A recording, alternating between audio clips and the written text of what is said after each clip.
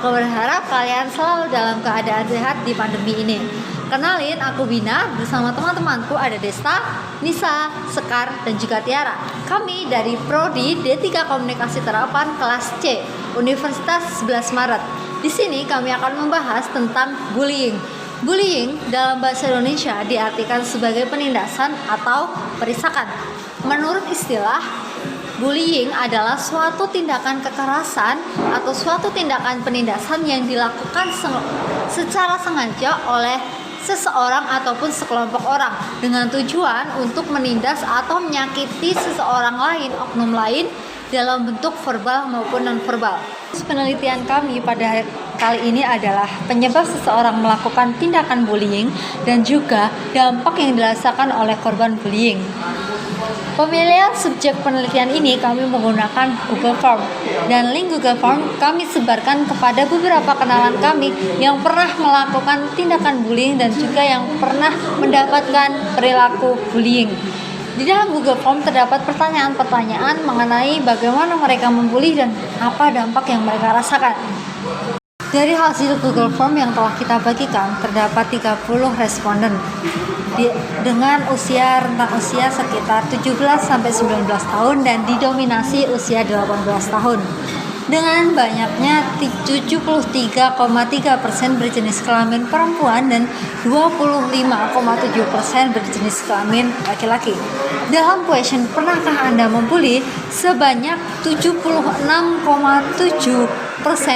orang yang mengisi Google Form pernah melakukan tindakan bullying, dan sebanyak 23,3% merupakan korban bullying. Berbagai dampak negatif yang pernah dirasakan oleh responden kami selaku korban bullying. Di sini mereka mengatakan bahwasannya seseorang yang membuli mereka membuat mereka merasa depresi, merasa tidak nyaman, takut bergaul, menjadi seseorang yang antisosial, bahkan sampai ada yang melakukan self harm dan percobaan bunuh diri. Kurangnya perhatian dan juga faktor lingkungan merupakan salah satu penyebab utama seseorang melakukan tindakan bullying.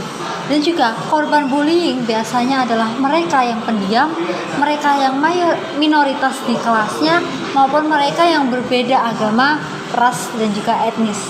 Tujuan utama penelitian kami ini adalah dilakukan untuk mengetahui seberapa berpengaruhnya tindakan bullying terhadap komunikasi korban dan juga pelaku.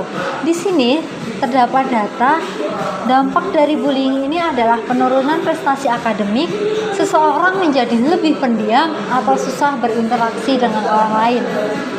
Dan di sini kami berhasil mendatangkan salah satu korban bullying yang mengisi kuesioner penelitian kami. Dan sekarang saya sudah bersama salah satu korban bullying.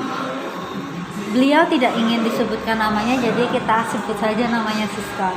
Selamat siang Mbak Siska. Ya, benar ya Mbak, kalau Mbak Siska ini pernah menjadi korban bullying. Kalau boleh tahu kapan sih Mbak pernah menjadi korban bullying? Sekolah SMA ya Mbak? Ya. Akan sedikit mengapa waktu itu teman-teman Mbak membuli Mbak?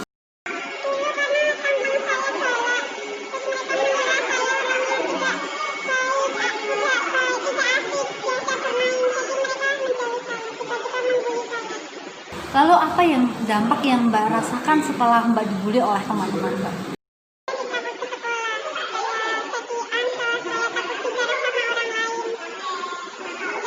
Komunikasi Mbak dengan orang-orang sekitar Mbak itu merasa terganggu nggak sih Mbak?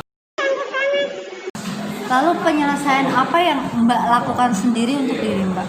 Apakah datang ke psikiater, ataukah ke guru BK, atau menyelesaikannya dengan sendiri?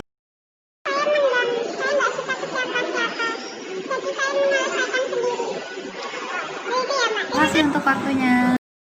Ya, itu merupakan hasil wawancara kami dengan salah satu korban yang mengisi kuesioner kami tentang bullying. Dalam penelitian kali ini, kami telah menyimpulkan beberapa poin. Yang pertama yaitu penyebab tindakan bullying atau perundungan itu bisa terjadi. Berdasarkan kuesioner yang telah kita sebarkan ke 30 responden, dapat disimpulkan bahwasannya penyebab utama dari tindakan bullying atau perisakan adalah faktor lingkungan atau faktor keluarga. Banyak juga korespondensi yang melakukan tindakan bullying yang didasarkan hanya pada ikut-ikutan temannya, padahal dia sadar bahwa tindakan bullying merupakan tindakan yang salah. Sebetulnya tidak ada orang yang sejak awal sudah menjadi jahat ataupun menjadi baik. Namun faktor lingkungan atau faktor latar belakang mereka lah yang mengubah diri mereka sekarang ini. Dan poin kedua dalam kesimpulan ini adalah pengaruh apa saja yang didapatkan oleh korban bullying dan juga pelaku bullying. Di sini mayoritas responden yang pernah melakukan tindakan bullying mengatakan bahwa setelah membuli mereka mendapatkan feedback atau kepuasan tersendiri, walaupun sebagian dari mereka sadar bahwa tindakan bullying merupakan tindakan yang salah. Namun apabila tindakan bullying tetap dibiarkan saja, maka itu akan menjadi penyimpangan psikologi lebih dalam, yaitu mereka bisa menjadi salah seorang psikopat karena mereka tidak bisa membedakan mana yang baik dan juga mana yang salah. Dan pengaruh yang terjadi pada korban ada beragam, mulai dari tingkat ringan seperti merasa sedih, bertanya-tanya mengapa mereka dibully. Kemudian tingkat selanjutnya yang lebih parah, antara lain mereka menjadi sangat tertekan, depresi, bahkan mereka melakukan self-harm atau tindakan melukai diri sendiri. Selanjutnya yang sering ditanyakan adalah mengapa tindakan tidak baik ini atau tindakan bullying ini masih marak terjadi di masyarakat kita. Beberapa orang menjawab bahwa sekarang ini sudah mulai banyak orang yang peduli tentang bahayanya tindakan bullying ini. Akan tetapi, tetap saja sekarang ini banyak sekali orang yang mentolerir kesalahan tersebut. Kesalahan ini dianggap biasa saja, padahal bullying merupakan salah satu tindakan penyimpangan psikologi.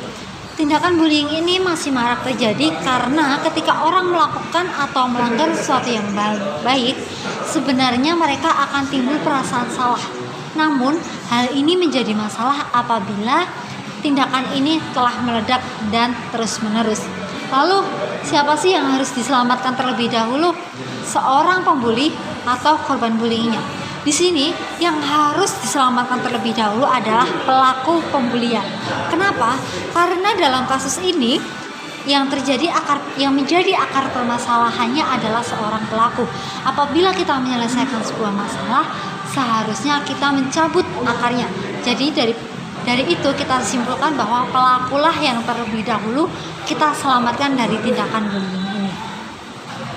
Sih yang bisa kita lakukan untuk mencegah adanya tindakan bullying ini? Sudah dikatakan sebelumnya bahwa tindakan bullying ini paling banyak dipengaruhi oleh lingkungan sekitar. Sekitar 80% seseorang memiliki kepribadian berdasarkan lingkungan mereka. Jadi untuk mengurangi tindakan bullying ini, kita harus memulai dari lingkungan kita sendiri. Kita menerapkan bahwasanya tindakan bullying ini merupakan tindakan yang salah. Itulah sedikit pemaparan kami tentang tindakan bullying. Terima kasih sudah menyaksikan dan sampai jumpa.